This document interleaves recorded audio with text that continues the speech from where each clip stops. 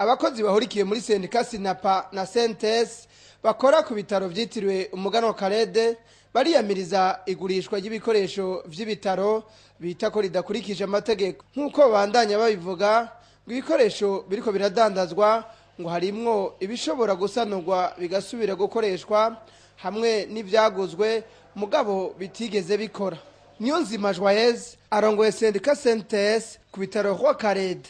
Byagiye biragurishwa byinshi n'ibyo tuba twatanze mu service bipfuye akantu gatoya ngo baje gukora hama twasanze byinshi biri ngaha mu bigurishwa. Ibindi bigira kabiri hari ibikoresho bishasha bitabirakora n'umunsi numwe ugasanga byabuze umuntu abikoresha canke imiti itaraboneka babitwaye ngo babibike bibe birasiga ikibanza caho babarakorera navyo nyene ugasanga vyagurishijwe.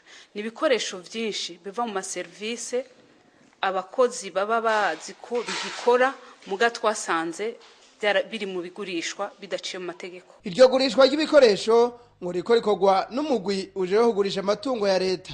Uwo mugwi ngo ni uheza ugatoramwo ibikoresho bikenewe kugurishwa canke bikenewe gusanurwa.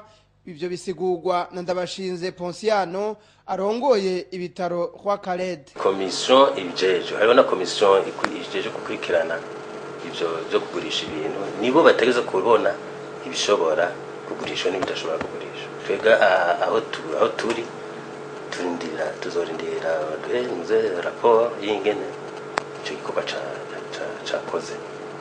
Nibaza iyo komisiyo nayo izi ibona ivyo bikoresho byaboze bishobora kugurishwa ibishobora kubarepara navyo ikabivanaho kugira ibigurisho. Abanywanyi ba sendika Sinapa na Sentes basaba ko iryo gurishwa ryohagarara hagashirwaho urwego rwo kuganiriramwo ruhurikiwemwo n'abaserukira ubuyobozi bw'ibitaro rwa Karede, abaserukira inzego zitandukanye zikorera mu bitaro hamwe n'abaserukira amasendika y'abakozi kugira ngo haboneke inyishu yumvikanywe ko na bose.